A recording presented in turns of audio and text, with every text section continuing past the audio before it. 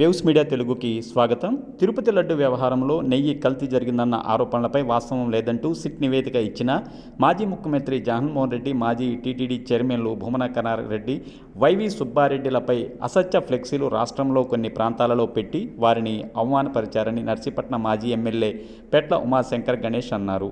ఈ ఫ్లెక్సీలు ఏర్పాటు చేసిన వారిని గుర్తించి చట్టపరమైన చర్యలు తీసుకోవాలన్నారు. మంగళవారం వైసీపీ నాయకులతో కలిసి ఆయన నర్సీపట్నం పట్టణ పోలీస్ స్టేషన్లో సిఐ షేక్ గఫూర్కు ఫిర్యాదు చేశారు. ఈ సందర్భంగా ఆయన మాట్లాడుతూ కూటమి పరిపాలనలో వైసీపీ నాయకులపై దాడులు చేస్తున్నారని, డైవర్షన్ పాలిటిక్స్ చేయడానికి ఇటువంటి చర్యలు పాల్పడుతున్నారన్నారు. త్వరలోనే వైసీపీ ప్రభుత్వం వస్తుందని, వీటన్నిటిపై చట్టపరమైన చర్యలు ఉంటాయని ఆయన స్పష్టం చేశారు.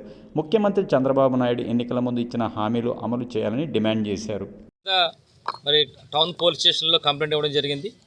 ఒకటి ముఖ్యంగా ఏంటంటే, ఏదైతే ఈ కల్తీ నెయ్యి జరిగిందో అని ఆరోపణలు చేశారో గతంలో, అదేమో సిబిఐ వారు ఇందులో జంతు కొవ్వు లేదని చెప్పినప్పుడు కూడా, నివేదిక ఇచ్చినప్పటికి కూడా మా మాజీ ముఖ్యమంత్రి గారు శ్రీ వైఎస్ జగన్మోహన్ గారి పైన, అలాగే మాజీ టీటీడీ చైర్మన్ అయిన వైవి సుబ్బారెడ్డి గారు, భూమన కరుణారెడ్డిపై ఫ్లెక్సీలు, కొన్ని ప్రాంతాల్లో ఫ్లెక్సీలు పెట్టి మరి అవమానపరంగా చేస్తున్నందుకు వాళ్ళందరినీ గుర్తించి వాళ్ళపై చర్యలు తీసుకోవాలని చెప్పి ఒక కంప్లైంట్ ఇస్తే, రెండోది కూడా సేమ్ అదే లడ్డూకి సంబంధించి ఈ కొవ్వు కలిసిందని చెప్పి కొంతమంది మరి తప్పుడు ప్రచారం నివేదిక ఇచ్చినప్పటికి కూడా ఏమీ లేదని చెప్పి నివేదిక కొంతమంది సోషల్ మీడియాలో మరి చేస్తున్న సందర్భంగా వాళ్ళపై చర్యలు తీసుకోవాలని చెప్పి రెండు కంప్లైంట్ కూడా ఈరోజు మరి టౌన్ స్టేషన్లో టౌన్ సిఐ గారికి ఇవ్వడం జరిగింది.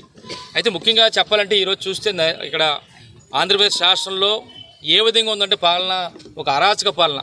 ఎంత దారుణం అంటే కేవలం వైఎస్ఆర్ కాంగ్రెస్ పార్టీ నాయకులను టార్గెట్ చేసుకొని అందరి మీద దాడులు చేసే కార్యక్రమం ఈ మధ్యకాలంలో చూస్తున్నాం.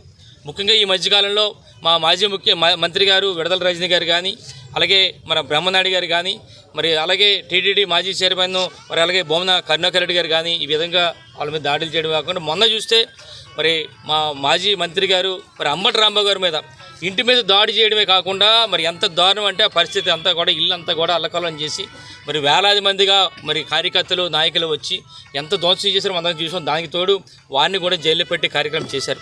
అలాగే మాజీ మంత్రి గారు జోగి రమేష్ గారు ఇంటి మీద కూడా దాడి చేసి మరి ఇల్లు నిప్పంటించే కార్యక్రమం కూడా చేయడం జరిగింది. అందరం చూసాం. అంటే ఎంత దుర్మార్గంగా ఉందంటే ఈరోజు రాష్ట్రంలో పాలన, చంద్రబాబు గారి పాలన అంటే అంత దుర్మార్గంగా ఉంది.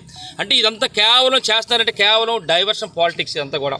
ఎందుకంటే ఇదంతా కూడా ఏదైతే రాష్ట్ర ప్రజలందరూ కూడా మరి ఏదైతే చంద్రబాబు గారు వాగ్దానం చేశారో అవన్నీ ఇవ్వట్లేదని చెప్పి చర్చ జరుగుతున్న సందర్భంలో దాన్ని డైవర్ట్ చేయాలని చెప్పి ఒక ఇష్యూ అయితే, రెండోది ఏదైతే గత